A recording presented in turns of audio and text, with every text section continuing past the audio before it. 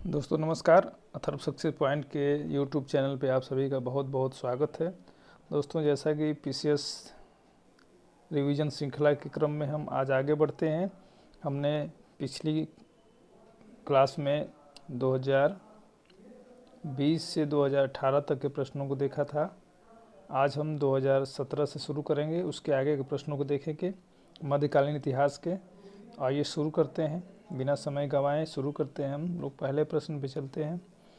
पहला प्रश्न पूछा गया है 1303 में, ठीक है, 1303 ईस्वी में काकतीय शासकों की सेना ने निम्न में से किसकी सेना को वारंगल में परास्त किया था। ठीक है, तो प्रश्न का कहने का ये मतलब है कि 1303 में काकतीय शासकों ने, जिनकी राजधानी कहाँ है, वारंगल। काकतीय वंश की राजधानी कहाँ है, वारंगल। ठीक है, किसकी सेना को हराया था। तो आप जानते हैं काकतीय वंश कहाँ था।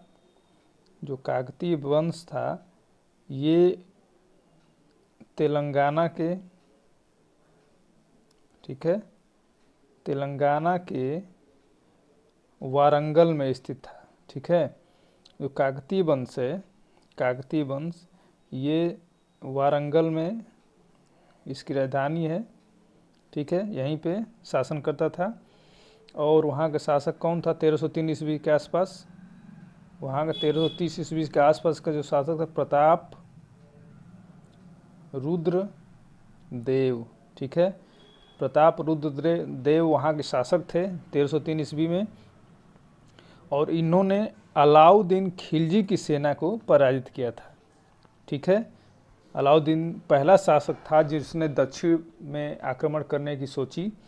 तो अलाउद्दीन की सेना को काकतीय शासक प्रताप रुद्र देव की सेना ने वारंगल में परास्त किया था। क्लियर है।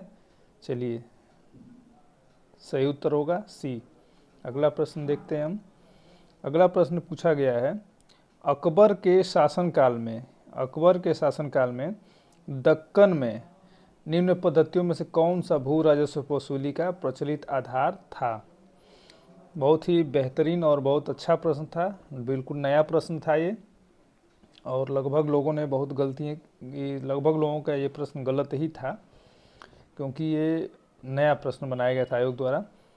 तो इसका सही उत्तर क्या होगा कि जो दक्षिण भारत है, दक्कन में जो है भू राजस्व वसूलने की जो पद्धति थी वह थी हल की संख्या। ठीक है, हल की संख्या जो है इसी के आधार पर भू राजस्व का वसूल दक्कन में होता था। और इसमें जो है इसका जो मूल है कि दक्षिण में जो है टोडरमल ने, जो दक्षिण में टोडरमल हैं वो भू राजस्व विशेषज्ञ थे। टोडरमल ने दक्षिण भारत में यानी दक्कन में टोडरमल के द्वारा खालसा भूमि की भू राजस्व की नवीन प्रणाली शुरू की गई थी जिसका नाम था जाबती। ठीक है, जाबती प्रणाली जो है टोडरमल ने दक्कन में स्थापित की थी। इसी के तहत भूमि के पैमाने से होती थी और जो है लगान लिया जाता था। ठीक है, लेकिन जो भू राजस्व का जो आधार था उस समय वो हल की संख्या के आधार पर लिया जाता था। ठीक है, तो ये उत्तर इसका हो जाएगा आपका बी। आगे चलते हैं। अगला प्रश्न पूछा गया है निम्न विदेशी यात्रियों में से, विदेशी यात्रियों की बात की जा रही है यहाँ पे, जो जहांगीर के शासनकाल में आया था। तो विदेशी यात्रियों में जहांगीर के शासनकाल में भारत की यात्रा किसने की थी। तो आप जानते हैं जहांगीर के शासनकाल में फ्रांसिस पल्सर्ट था, इसने यात्रा की थी। तो यह जो है एक डच व्यापारी था।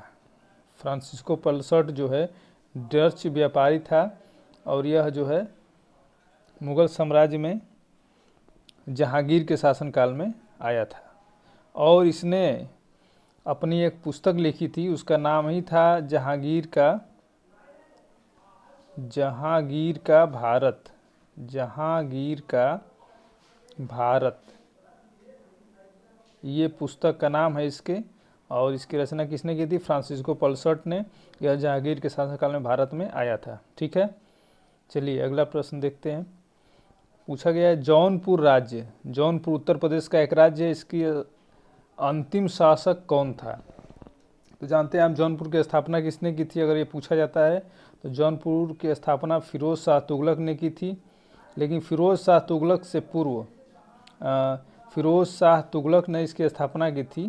फिरोज शाह तुगलक, ये ठीक है, तुगलक वंश का शासक था फिरोज शाह तुगलक, उसने जौनपुर राज्य की स्थापना की थी। इसके बाद यहाँ पे जो सरकी साम्राज्य का शासन स्थापित हुआ था, सरकी साम्राज्य का शासन स्थापित हुआ था, और सरकी साम्राज्य के जो अंतिम शासक था कौन था? हुसैन शाह। ठीक है, तो सरकी साम्राज्य का जो शासक था हुसैन शाह, यह वहाँ का अंतिम शासक था, और इसको इब्राहिम लोदी ने, ठीक है, सॉरी, लोदी वंश के शासक बहलोल लोदी ने इसे पराजित करके, हुसैन शाह को पराजित करके लोदी वंश की यहाँ भी सत्ता स्थापित की थी। ठीक है, तो सही जवाब इसका हो जाएगा कि जौनपुर राज्य का अंतिम शासक कौन था? हुसैन शाह। हुसैन शाह तक ये स्वतंत्र राज्य था, इसके बाद इसे लोदी वंश में मिला लिया गया था। ठीक है, जौनपुर की एक विशेषता क्या है? इसकी जो सबसे जो प्रमाणिक जो इसका पूर्व में नाम है बहुत इंपॉर्टेंट है, आपसे पूछा भी गया है। तो इसको कहा जाता है पूर्व का सिराज, पूर्व का सिराज, जौनपुर को पूर्व का सिराज कहा जाता है। ये आप याद रखेंगे, जौनपुर को पूर्व का सिराज कहा जाता है। एक नया फैक्ट है, पूछा जा सकता है आपसे। चलिए, तो 2017 में यही 3-4 प्रश्न पूछे गए थे। अब हम लोग 2016 में चलते हैं। 2016 में मध्यकालीन इतिहास देखते हैं कौन कौन प्रश्न पूछा गया है। तो 2016 में जो पूछा गया है, पहला प्रश्न था वो यह है, भारतीय गौरव का अंतिम सूर्य। ठीक है, भारतीय गौरव का अंतिम सूर्य किसके लिए प्रयुक्त हुआ है?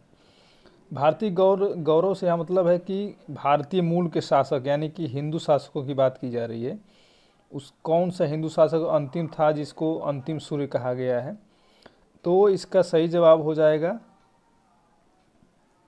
हेमू, क्योंकि आप जानते हैं कि हेमू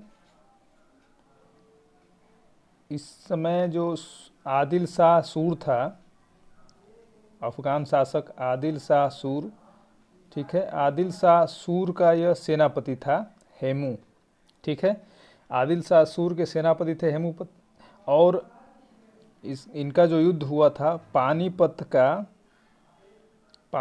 का द्वितीय युद्ध किसके किसके बीच हुआ था?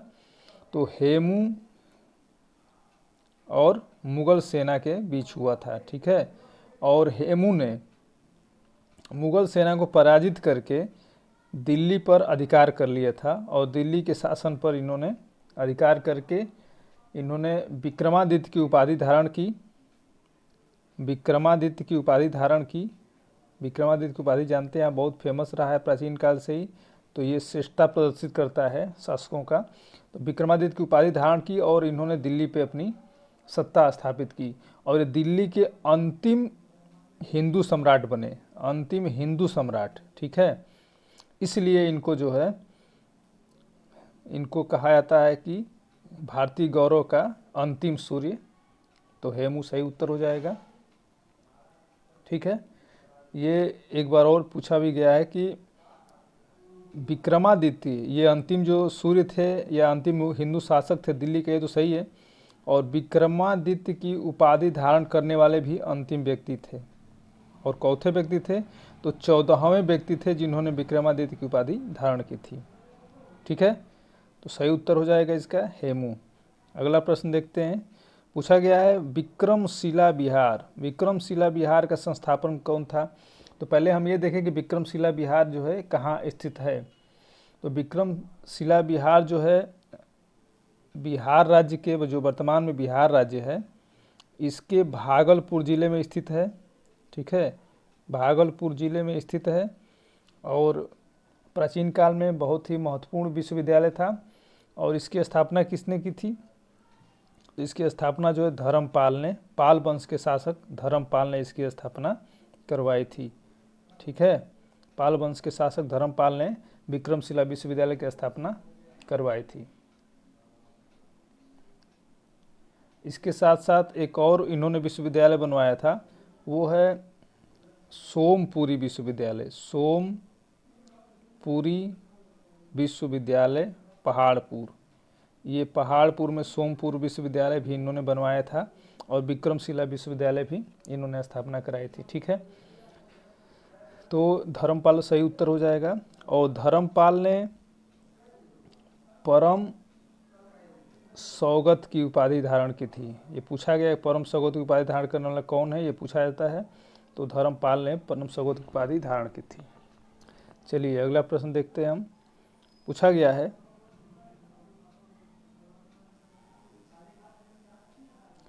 कृष्णदेव राय ने किस नगर की स्थापना की थी? आप जानते हैं कृष्णदेव राय जो है विजयनगर साम्राज्य के शासक थे। विजयनगर साम्राज्य के महत्वपूर्ण शासक थे और इन्होंने नागलापुर नामक शहर की स्थापना की, नागलापुर नामक नगर की स्थापना की थी। ठीक है, और इन्हें जो है कृष्णदेव राय को आंध्र भोज भी कहा जाता है। ये इनकी उपाधि थी।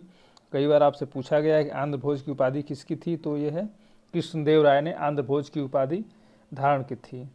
इसके साथ साथ इन्होंने अमुक्त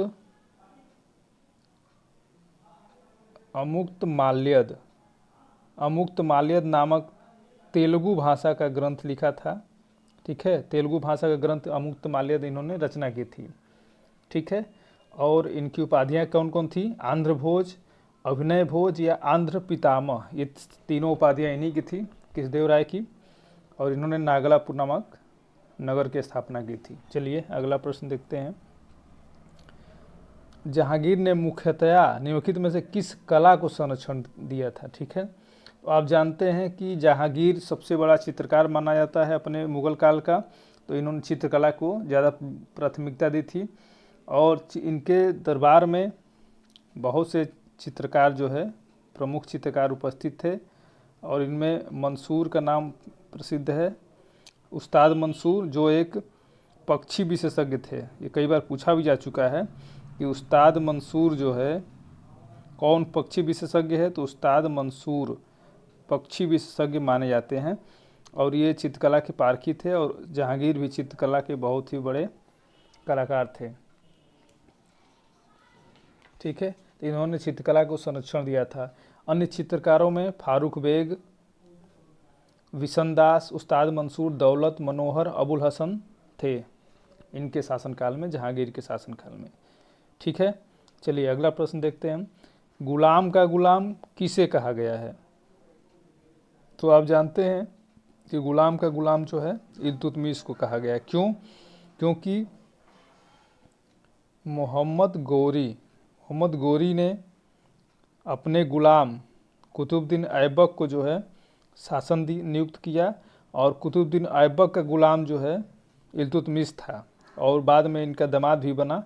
तो इस वजह से वो गुलाम का गुलाम, यानी कि कुतुबुद्दीन ऐबक का गुलाम था, तो इसलिए गुलाम का गुलाम इल्तुतमिश को कहा जाता है। ठीक है, तो इल्तुतमिश जानते हैं आप, इल्तुतमिश का शासनकाल कब से था? तो ये इनके मरने के बाद, कुतुबुद्दीन के बाद इल्तुतमिश का शासनकाल था। कुतुबुद्दीन ने लाहौर से शासन किया और इल्तुतमिश ने लाहौर के बदले अपनी राजधानी कहाँ स्थापित की? दिल्ली में। क्लियर है? तो इसलिए इनको गुलाम का गुलाम कहा जाता है। इल्तुतमिश ने चांदी का टंका, ठीक है, और तांबे का जीतल, ये सिक्के चलाए थे। इसके साथ साथ इक्तदारी व्यवस्था की शुरुआत भी इल्तुतमिश ने की थी। ठीक है, तो चलिए अगला प्रश्न देखते हैं हम। अगला प्रश्न पूछा गया है, निम्नलिखित में से किस मुगल शासक ने लाला कलावंत से हिंदू संगीत की शिक्षा ग्रहण की थी? लाला कलावंत से हिंदू की शिक्षा ली थी? इसका सही जवाब हो जाएगा अकबर, क्योंकि अकबर को संगीत में रुचि थी और अकबर ने संगीत की शिक्षा इनसे ग्रहण की थी, लाला कलावंत ने। ठीक है, लाला कलावंत जो है बहुत ही विद्वान थे, इन्होंने इनको शिक्षा दी थी। और अकबर के बारे में कहा जाता है कि ये नगाड़ा बजाने में प्रवीण था, नगाड़ा वादन में अकबर प्रवीण था। ये पूछा जा सकता है आपसे, याद रखेंगे आप इसको, नगाड़ा वादन में अकबर प्रवीण था। और अकबर के नवरत्नों में कौन थे? तानसेन थे। इसके साथ साथ बाज बहादुर नवरत्न नहीं थे, लेकिन बाज बहादुर भी इनके समय के बहुत बड़े संगीतकार और गायक थे। ठीक है, तो अकबर ने तानसेन को अकबर ने कौन सी उपाधि दी थी? ये पूछा गया है। कंठा भरण बाड़ी विलास, कंठाभरण बाड़ी विलास की उपाधि जो है तानसेन ने अकबर ने तानसेन को दी थी। ठीक है, तो प्रश्न के हिसाब से लाला कलावंत से अकबर ने संगीत की शिक्षा ग्रहण की थी। अगला प्रश्न देखते हैं क्या पूछा गया है। अगला प्रश्न पूछा गया है कि मुगल काल में जिस मदरसे ने मुस्लिम न्याय शास्त्र की पढ़ाई में विशिष्टता हासिल की थी वह कौन था? तो इसका सही जवाब हो जाएगा लखनऊ में।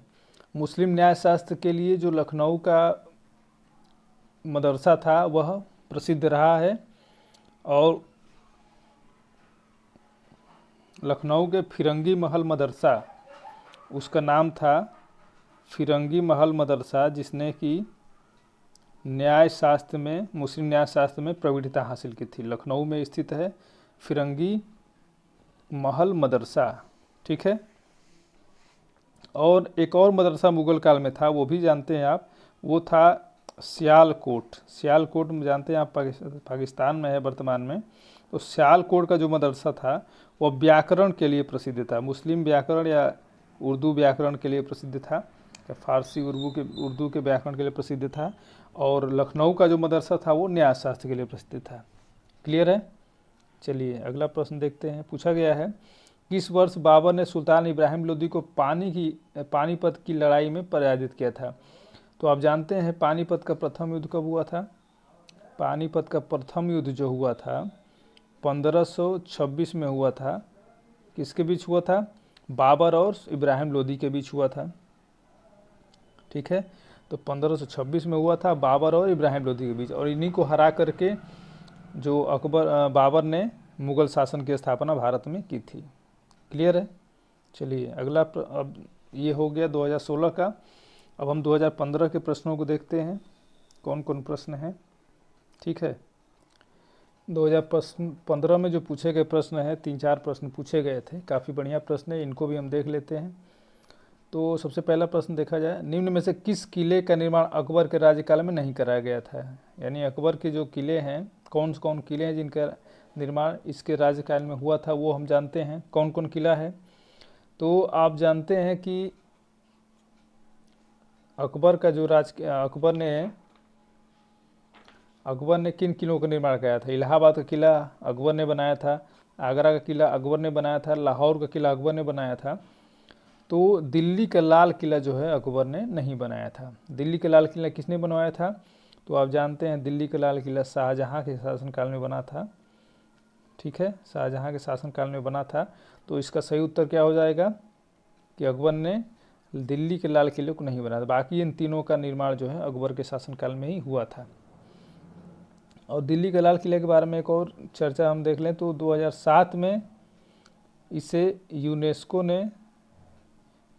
ने विश्व धरोहर स्थल घोषित किया था। अगर ये पूछा जाए कि कब घोषित किया गया था, तो यूनेस्को द्वारा 2007 में विश्व धरोहर स्थल घोषित किया गया था। और आपसे पूछा भी गया है कि दिल्ली का लाल किला किस प्रकार के पत्थर से बना है? तो ये बना है लाल बलुआ पत्थर। ये भी पूछा जा सकता है और पूछा भी गया है। तो लाल बलुआ पत्थर से जो है इसका निर्माण हुआ था शाहजहाँ के शासनकाल में। शाहजहाँ को स्थापत्य कला में विशेष रुचि, जैसे हमने ऊपर देखा कि जहांगीर को चित्रकला में रुचि थी, उसी तरह से शाहजहाँ को स्थापत्य कला में विशेष रुचि थी। इसलिए शाहजहाँ ने ताजमहल, लाल किला जैसे निर्माण करवाए। अगला प्रश्न देखा जाए, दक्षिण भारत के पोलीगर कौन थे, ये पूछा गया आपसे। तो दक्षिण भारत के जो पोलीगर थे वो थोड़ा सा संपन्न थे और अपने को सामंत की तरह प्रदर्शित करते थे, इसलिए इन्हें क्षेत्रीय प्रशासकीय और सैन्य नियंत्रण का अधिकार दिया गया था। ये अपने क्षेत्र में प्रशासन व्यवस्था और सैन्य व्यवस्था की जिम्मेदारी संभालते थे। तो पोलीगर जो है एक प्रकार से संबंध थे और इन्होंने क्षेत्रीय शासक और सैन्य नियंत्रण की भूमिका निभाई थी दक्षिण में। ठीक है, चलिए अगला प्रश्न देखते हैं। युद्ध से हमेशा मध्यकाल में प्रश्न पूछे ही जाते हैं, जिस पे हमें ध्यान रखना है। तो इसमें से कौन सुमेलित नहीं है पूछा गया है। ठीक है, तो इसमें हम देखें अगर कौन सुमेलित नहीं है, इस आधार पर अगर हम चर्चा करें तो आप जानते हैं कि पानीपत का प्रथम युद्ध 1526 में हुआ था। पानीपत का प्रथम युद्ध है 1526, बिल्कुल सही है। ठीक है, उसके बाद क्या है, खानवा का जो युद्ध है 1527 में, ये भी सही है। घाघरा का जो युद्ध है 1529 में, ये भी सही है। चंदेरी का युद्ध 1528, ये सही नहीं है, यानी कि विकल्प डी जो है ये सही नहीं है। कब हुआ था चंदेरी का युद्ध? तो चंदेरी का युद्ध जो है 1528 में बाबर एवं मेदिनी राय, ठीक है, उनका नाम था, जो चंदेरी के शासक थे मेदिनी राय, इनके मध्य हुआ था। मेदिनी राय और बाबर के मध्य 1500, तो ये इसका सही उत्तर क्या हो जाएगा, 1528 में बाबर एवं मेदिनी राय के मध्य चंदेरी का युद्ध हुआ था। ठीक है, चलिए अगला प्रश्न देखते हैं। अगला प्रश्न पूछा गया है, मुगल सम्राट जहांगीर ने निम्न में से किसे इंग्लिश खान की उपाधि दी थी। ठीक है, मुगल सम्राट जहांगीर ने निम्न में से किसे इंग्लिश खान की उपाधि दी थी। तो आप जानते हैं कि मुगल सम्राट जहांगीर के शासनकाल में विलियम हॉकिंस जो है ये कंपनी का कर्मचारी था, व्यापारी था, और इंग्लैंड के राजा जेम्स प्रथम का जो है पत्र लेकर जहांगीर के शासनकाल में आया था। जेम्स प्रथम का पत्र लेकर जहांगीर के दरबार में आया था विलियम हॉकिंस। विलियम हॉकिंस को जहांगीर ने 400 का मनसब दिया था और इन्हें इंग्लिश खां की उपाधि भी दी थी। ठीक है, इंग्लिश खां की उपाधि दिया था। क्लियर है? तो सही जवाब क्या होगा इसका, विलियम हॉकिंस।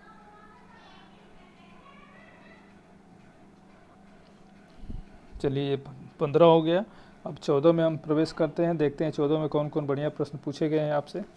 2014 के प्रश्नों को हम देखें। 2014 में पहला प्रश्न पूछा गया है, दस्तार बंदान कौन कहलाते थे। ये मुगल और ये मध्यकालीन इतिहास की बात की जा रही है यहाँ पे। तो दस्तार बंदगार जो थे उस समय के उलेमा थे, उलेमा को दस्तार बंदान कहा जाता था। ठीक है, इसका सही जवाब क्या हो जाएगा, उलेमा। क्लियर है? चलिए अगला प्रश्न देखते हैं। औरंगजेब ने किसको साहिबात उज जमानी की उपाधि दी थी। बहुत ही अच्छा प्रश्न था और दोबारा पूछे जाने की संभावना है। तो इसको हम अगर देखें तो औरंगजेब ने जहां आरा को साहिबात उज जमानी की उपाधि दी थी। जहां आरा को साहिबात उज जमानी की उपाधि दी थी। तो जहां आरा कौन थी, तो जहां आरा जो है औरंगजेब की बहन थी। ठीक है, यानी कि शाहजहां और मुमताज़ की बड़ी बेटी, शाहजहां और मुमताज़ की पुत्री थी और औरंगजेब की बड़ी बहन थी। ठीक है, और इन्हें बहुत आदर सम्मान देता था औरंगजेब। इनको उसने साहिबात उज जमानी की उपाधि दी थी। ठीक है, तो सही उत्तर क्या हो जाएगा, जहां आरा। अगला प्रश्न देखते हैं हम। अगला प्रश्न पूछा गया है, 1306 ईस्वी में अलाउद्दीन खिलजी के समय दिल्ली के सुल्तान तथा मंगोलों के बीच सीमा क्या थी। आप जानते हैं कि सर्वाधिक मंगोल आक्रमण ये कई बार पूछा भी गया है कि सर्वाधिक मंगोल आक्रमण कब हुए थे, किसके शासनकाल में। तो सर्वाधिक मंगोल आक्रमण जो है सिकंदर लोदी अलाउद्दीन खिलजी के शासनकाल में हुए थे। ठीक है, तो ये पूछा जा रहा है अलाउद्दीन खिलजी ने काफ़ी प्रयास किया और मंगोलों को उनकी सीमा, अपनी सीमा से काफ़ी बाहर खदेड़ दिया। तो वही पूछा जा रहा है कि उसकी सीमा क्या थी। ठीक है, तो इसका सही उत्तर क्या होगा? इसका सही उत्तर हो जाएगा सिंधु नदी। यानी कि अलाउद्दीन खिलजी के समय दिल्ली के सुल्तान तथा मंगोलों के बीच जो सीमा थी वो सिंधु नदी तक उसने सिंधु नदी तक उनको पार कर दिया था, अंग्रेज मुगलों को भगा दिया था। क्लियर है? चलिए अगला प्रश्न देखते हैं। पूछा गया निम्नलिखित कौन सूफी संत महबूब ए इलाही कहलाता था? ख्वाजा मोइनुद्दीन चिश्ती, बाबा फरीद, कुतुबुद्दीन बख्तियार काकी और शेख निजामुद्दीन औलिया। तो इसका सही उत्तर क्या हो जाएगा?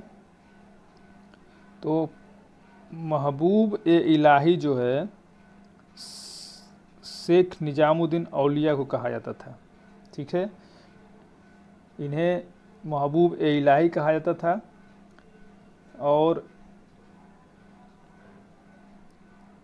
ये बाबा फरी जो है निजामुद्दीन औलिया, शेख निजामुद्दीन औलिया को जो है महबूब ए इलाही कहा जाता था। और इनके जो शिष्य थे, कौन शिष्य था इनका? अमीर खुसरो इनके शिष्य थे। निजामुद्दीन औलिया के शिष्य कौन थे? अमीर खुसरो।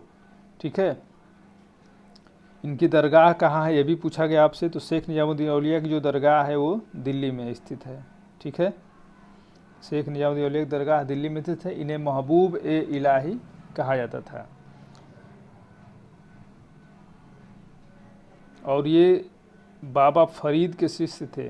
ठीक है, बाबा फरीद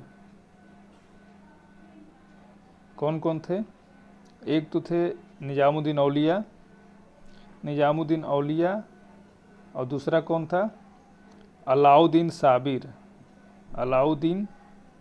साबिर। ये जो दो लोग थे ये बाबा फरीद के शिष्य थे। और अलाउद्दीन औलिया के शिष्य कौन थे? अमीर खुसरो। ठीक है, चलिए अगला प्रश्न देखते हैं। ख्वाजा मोइनुद्दीन चिश्ती किसके शिष्य थे? देखिए ये भी प्रश्न अच्छा है। तो ख्वाजा मोइनुद्दीन चिश्ती जो है ख्वाजा उस्मान हारूनी के शिष्य थे। किसके? ख्वाजा उस्मान हारूनी के शिष्य थे। ख्वाजा उस्मान हारूनी जो है ये 1192 ईस्वी में तराइन के द्वितीय युद्ध में ये जो है गोरी के साथ, मोहम्मद गोरी के साथ भारत आए थे। ठीक है, मोहम्मद गोरी के साथ भारत आए थे और इन्होंने ही भारत में चिश्तिया परंपरा की शुरुआत की थी। चिश्तिया परंपरा की शुरुआत इन्होंने की थी भारत में, ख्वाजा उस्मान हारूनी ने। और इनके जो केंद्र था वो कहाँ था? अजमेर, राजस्थान में स्थित अजमेर है। अजमेर में दरगाह शरीफ है, जानते हैं आप। तो चिश्तिया वहाँ पे। और मोइनुद्दीन चिश्ती की दरगाह कहाँ पे है? ये है अजमेर में। तो अजमेर में इनकी दरगाह है और ये बाबा ख्वाजा उस्मान हारूनी के शिष्य थे। क्लियर है? चलिए अगला प्रश्न देखते हैं। पूछा गया अबुल फजल द्वारा अकबरनामा पूरा किया गया था। यानी अकबरनामा कितने वर्षों में पूरा गया था? तो अकबरनामा को पूरा करने में 7 वर्ष लगे थे। ठीक है, सही उत्तर क्या हो जाएगा? 7 वर्ष लगे थे। अकबरनामा जो है, अकबरनामा ये जो पुस्तक है ये कई भागों में बटी पुस्तक है। और इसी एक पुस्तक आपसे कई बार पूछा जाता है आइन ए अकबरी, यानी आइने अकबरी जो है। तो आइने अकबरी अलग पुस्तक नहीं थी बल्कि अकबरनामा का ही अंतिम पाठ था, ये अंतिम चैप्टर था, अंतिम भाग था आइन अकबरी अकबरनामा का ही। तो इसकी अगर आइन अकबरी की रचना कोई पूछे आपसे तो भी आप लगाएंगे अबुल फजल ही लगाएंगे। क्लियर है? तो 7 वर्ष लगे थे अकबरनामा तैयार करने में। –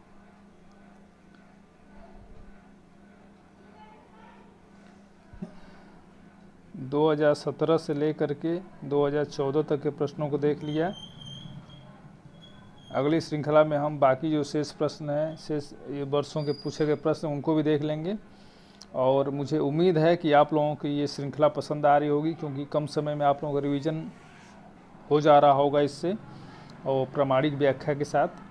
तो मैं चाहूँगा कि आप लोग इसे शेयर करें, लाइक करें और चैनल को अधिक लोगों तक शेयर करें ताकि वो सब्सक्राइब करें और हमारा हौसला बढ़े, ताकि आप लोगों की सेवा में तत्पर रहें हम लोग।